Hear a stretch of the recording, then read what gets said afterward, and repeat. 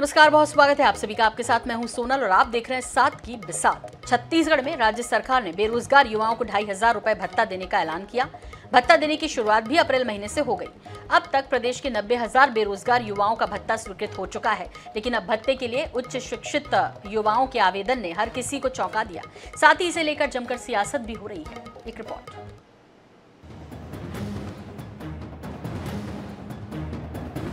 MBBS और M.Tech ये ऐसी डिग्रियां हैं जिन्हें हासिल करने के बाद रोजगार पाने का संकट नहीं होता। इसके बाद भी छत्तीसगढ़ में ऐसी डिग्रियों वाले युवा बेरोजगारी भत्ते के लिए आवेदन कर रहे हैं। बेरोजगारी भत्ते के लिए आवेदन करने वालों की संख्या शहरों के मुकाबले गांव में काफी अधिक है। हैरानी की बात यह है कि उच्च शिक्षित युवाओं के पास भी आय का कोई स्रोत नहीं है, इसलिए वे शासन द्वारा निर्धारित मापदंड में फिट होते हैं। ऐसे में अब शासन उन्हें बेरोजगारी भत्ता देगा। बेरोजगारी भत्ते के लिए अब तक 1,52,270 युवाओं ने पंजीयन कराया है। उन्हें पात्रता की तारीख से 2 साल तक 2,500 रुपए प्रति माह भत्ता दिया जाएगा। भत्ता पाने के लिए जनरल वर्ग से सबसे कम 9,895 आवेदन मिले हैं, जबकि OBC के 78,398 युवाओं ने आवेदन दिए हैं। अब छत्तीसगढ़ की बेरोजगारी दर और भत्ते के लिए आ रहे आवेदनों को लेकर सियासत भी शुरू हो गई है। रमन सिंह ने ट्वीट कर जहां निशाना साधा, वहीं कांग्रेस उच्च शिक्षित युवाओं के बेरोजगारी भत्ते के लिए आवेदन करने का बचाव करती नजर आ रही है। चंद लोगों के लिए मुख्यमंत्री जी ने केवल झूठ बोलने के लिए बेरोजगारी भत्ता देने की बात कही है। 5 सालों में कुल 15,000 करोड़ रुपए का भुगतान 10 लाख युवाओं को प्रति माह 2,500 रुपए के हिसाब से बैठता है, लेकिन मुख्यमंत्री जी ने मात्र 250 करोड़ रुपए का बजटीय प्रावधान किया है। उनके सारे दावों का पोल खोलने के लिए ही आंकड़ा अपने आप में पर्याप्त है, लेकिन चंद लोगों को जो देना चाह रहे हैं उसमें इतने क्राइटेरिया को स्ट्रिक्ट बना दिए हैं। उसके बाद भी कई MBBS 8 MBBS का मैं डेटा देखा, 2,000 B.Tech M.Tech का मैं युवाओं का डेटा देखा जो बेरोजगारी भत्ता के लिए अप्लाई कर रहे हैं। यदि किसी विषय विशेष में पारंगत व्यक्ति हैं या टेक्निकल डिग्री का व्यक्ति है, वो बेरोजगार है, तो अभी बेरोजगारी भत्ता के लिए आवेदन दे सकता है। छत्तीसगढ़ की बेरोजगारी दर 1% से कम है। देश की बेरोजगारी दर 8% के आसपास है। उसके बावजूद भी भूपेश बघेल जी जो 0.5% के करीब बेरोजगार हैं, जिन्होंने अपना पंजीयन कराया है, जो श्रेणी में आते हैं, उनके लिए 2,500 रुपये बेरोजगारी भत्ता की उपलब्धता उन्होंने की है। चुनावी साल में उच्च शिक्षित बेरोजगारों के भत्ते के आवेदन ने भले सियासत गरमा दी हो, लेकिन चिंता की बात यह है कि MBBS और M.Tech जैसी डिग्री के बावजूद युवा अपने लिए आय का स्रोत तैयार नहीं कर पा रहे हैं। उन्हें भत्ते में सहारा ढूंढना पड़ रहा है। ऐसे में यही उम्मीद की जा सकती है कि युवा आत्मनिर्भर बने। कम से कम उन्हें उच्च शिक्षा के बाद भत्ते के भरोसे तो न रहना पड़े। रायपुर से INS 24/7 के लिए गौरव शर्मा की रिपोर्ट। चुनावी साल में मध्य प्रदेश में सरकार और विपक्ष की सौगातों और वादों का सिलसिला लगातार जारी है। PCC चीफ कमलनाथ ने बड़ा ऐलान करते हुए कहा है कि अगर कांग्रेस सत्ता में आई तो 100 यूनिट तक सबको बिजली मुफ्त मिलेगी, वहीं 200 यूनिट तक का बिजली बिल हाफ होगा। कमलनाथ की घोषणा से जहां कांग्रेस गदगद है, तो बीजेपी 2018 में किए गए वादों की याद दिलाते हुए तंज कस रही है।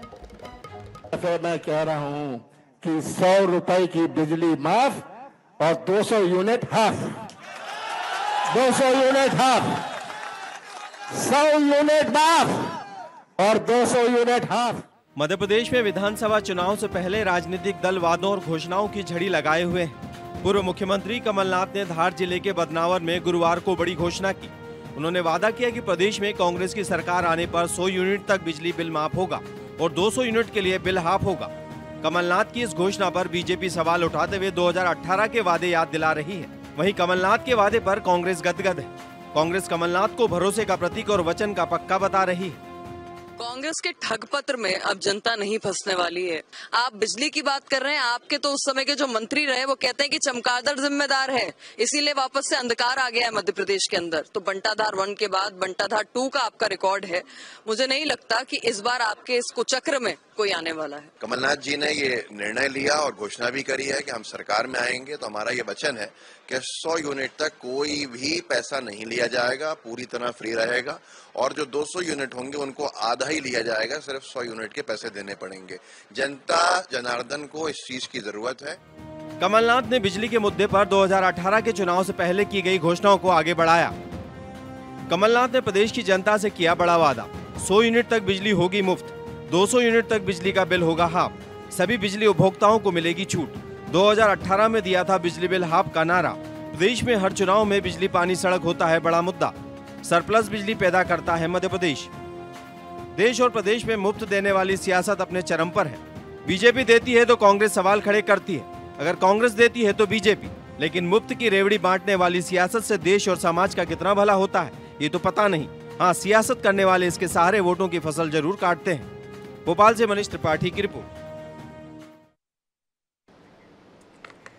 छत्तीसगढ़ में लगातार भरोसे का सम्मेलन आयोजित किया जा रहा है। भरोसे का अगला सम्मेलन मुख्यमंत्री भूपेश बघेल के क्षेत्र पाटन में आयोजित होगा। 21 मई को होने जा रहे भरोसे के सम्मेलन को लेकर भाजपा ने सवाल खड़े किए, साथ ही सरकार पर भरोसे का संकट होने की भी बात कही है।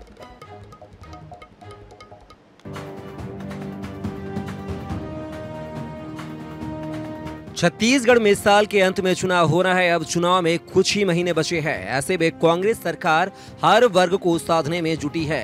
पहले तो बजट में सभी वर्गों के लिए मुख्यमंत्री भूपेश बघेल ने घोषणाएं की। अब उन घोषणाओं को पूरा होने के बाद भरोसे का सम्मेलन आयोजित किया जा रहा है।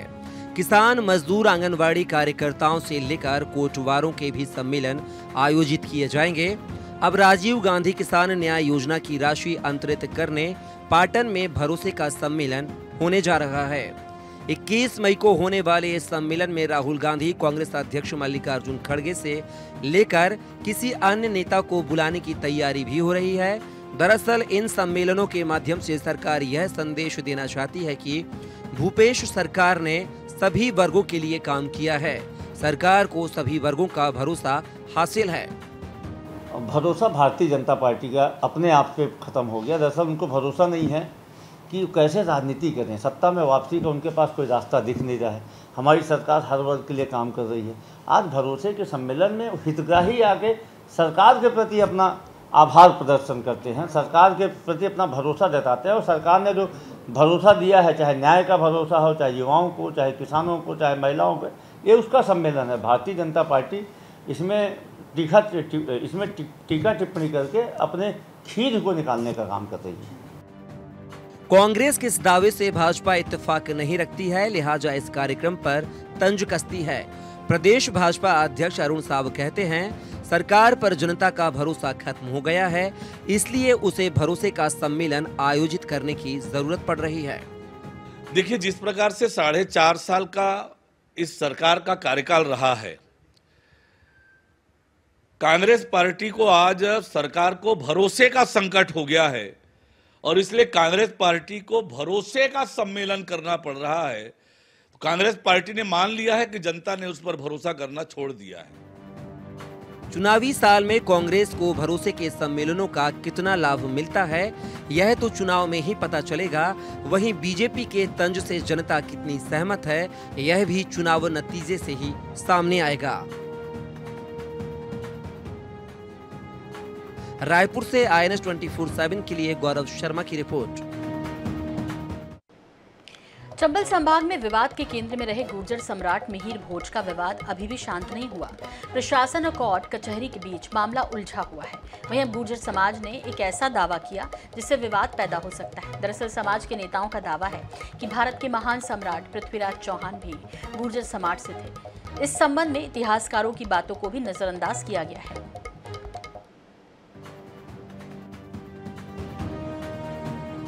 गुर्जर समाज के नए दावे से भारत के महान सम्राट पृथ्वीराज चौहान भी जातीय दावों में उलझते नजर आ रहे हैं। गुर्जर समुदाय के लोगों ने दावा किया है कि वे राजपूत नहीं, गुर्जर थे।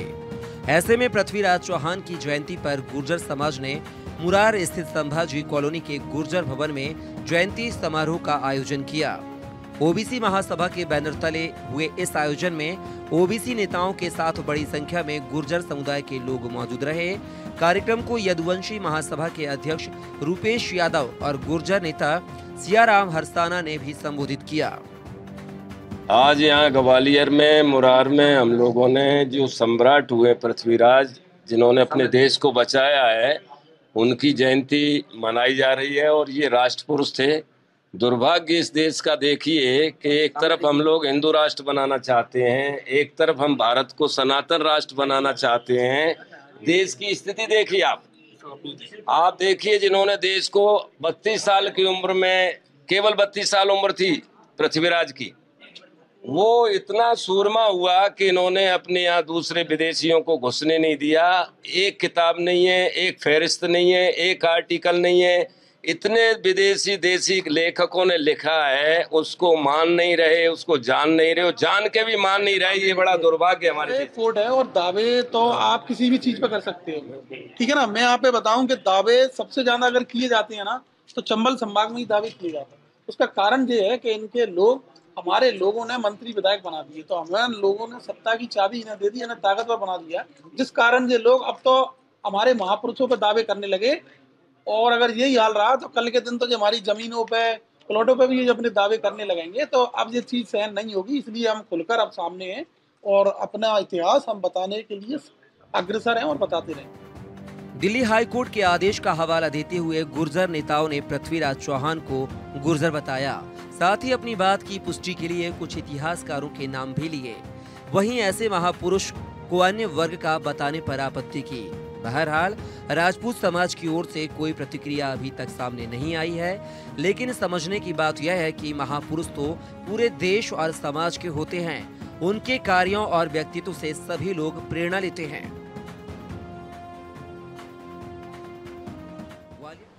INS 24/7 के लिए जावेद खान की रिपोर्ट। और इसके बीच आपको बता दें कि अंतर्राष्ट्रीय हिंदू परिषद के अध्यक्ष प्रवीण तोगड़िया ने बड़ा बयान दिया है। झाबुआ दौरे पे पहुंचे थे दरअसल वो, जहां उन्होंने ये बड़ा बयान दिया। उन्होंने कहा कि भारत में राम मंदिर बन रहा है, ये अच्छी बात है, लेकिन देश में हिंदू खतरे में है। जगह जगह हिंदुओं को निशाना बनाया जा रहा है। उन्होंने कहा कि आज भी रामनवमी की यात्रा निकाली जाती है तो देश में जगह जगह उस पर हमले होते हैं, तो हिंदुओं पर हो रहे हैं हमले। ये बड़ा बयान दिया तोगड़िया ने और अपने बेबाक बयानों के लिए वो जाने जाते हैं। झाबुआ में उन्होंने बात कही कि राम मंदिर बनना तो अच्छी बात है, लेकिन रामनवमी की यात्रा में जिस तरह से हमले होते हैं वो चिंता का विषय है। हिंदुओं पर लगातार हमले हो रहे हैं। झाबुआ में प्रवीण तोगड़िया ने ये बयान दिया है। राम मंदिर बन रहा है, वो खुशी की बात है, पर देश में हिंदू सुरक्षित नहीं। अब तक कश्मीर घाटी में हिंदू को भगाकर शरणार्थी शिविर में भेजा। एक सप्ताह पहले मणिपुर में हजारों हिंदुओं को मारकर शरणार्थी शिविर में भेजा। आज भी रामनवमी की शोभा यात्रा पर देश में जगह जगह पर हमले हो रहे हैं। हिंदू देश में निशाने पर है, तो मंदिर बन रहा है, वह अच्छी बात है। और हिंदू खतरे में हैं, उनमें कोई सुधार नहीं हुआ है, ये बुरी बात है। इंदौर में जिला प्रशासन ने सूर्यदेव नगर में एक मंदिर को तोड़ दिया। प्रशासन की इस कार्रवाई के बाद सूर्यदेव नगर में हंगामा मच गया। कार्रवाई से नाराज लोगों ने जेसीबी में तोड़फोड़ की।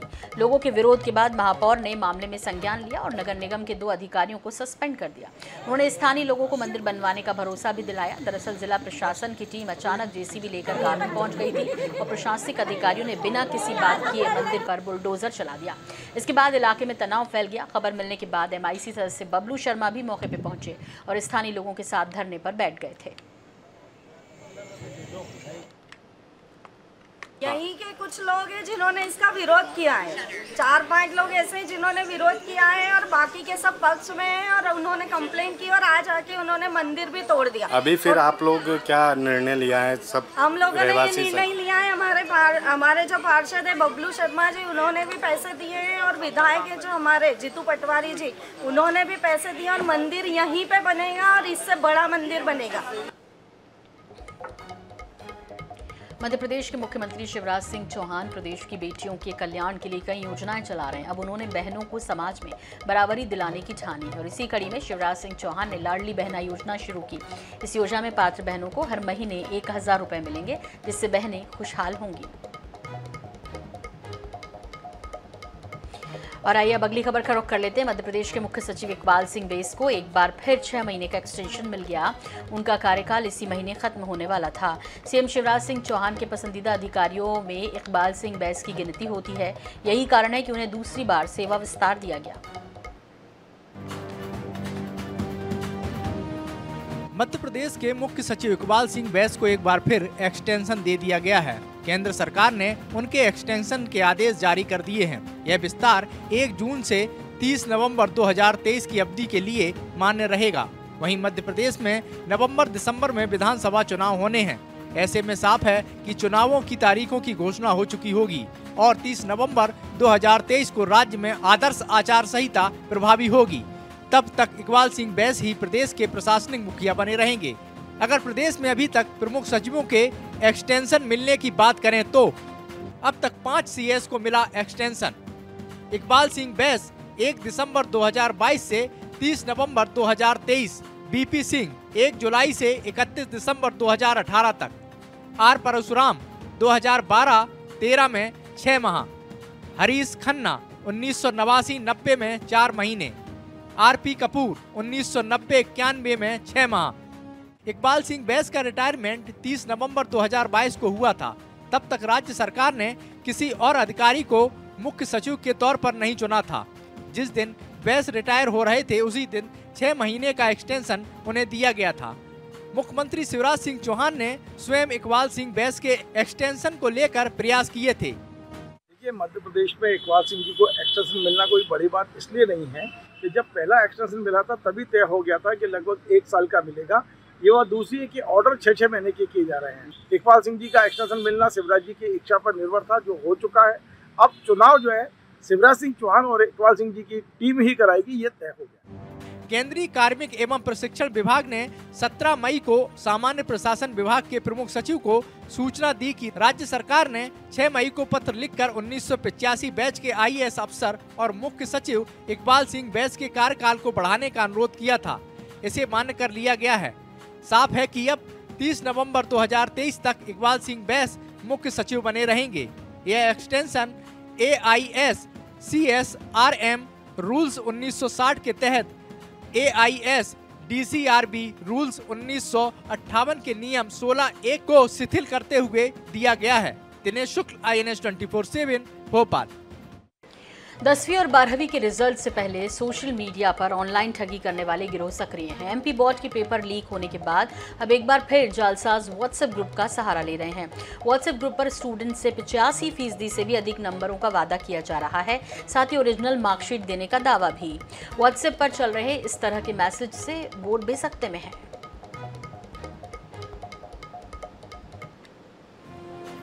अभी तक माध्यमिक शिक्षा मंडल यानी MP बोर्ड की परीक्षाओं के पेपर की ऑनलाइन बिक्री के मामले सामने आ रहे थे, लेकिन अब 85% से अधिक नंबर दिलाने के नाम पर ठगी करने वाले सक्रिय हो गए हैं। ऐसे लोग व्हाट्सएप ग्रुप पर सार्वजनिक मैसेज भेजकर स्टूडेंट्स और उनके पेरेंट्स को मर्जी के अंक वाली ओरिजिनल मार्कशीट दिलाने की बात कह रहे हैं। जालसाज व्हाट्सएप मैसेज के जरिए स्टूडेंट से एडमिट कार्ड और 1500 रुपए का ऑनलाइन पेमेंट मांगकर मनचाहे नंबर्स की ओरिजिनल मार्कशीट दिलाने की गारंटी भी दे रहे हैं।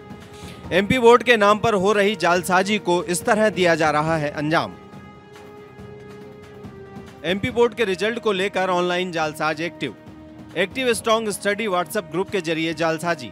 एक्टिव स्ट्रॉन्ग स्टडी ग्रुप में 85% से अधिक अंक दिलाने की बात। 10वीं और 12वीं के स्टूडेंट को सर्कुलेट हो रहा मैसेज। 2 दिन में ओरिजिनल रिजल्ट देने की बात।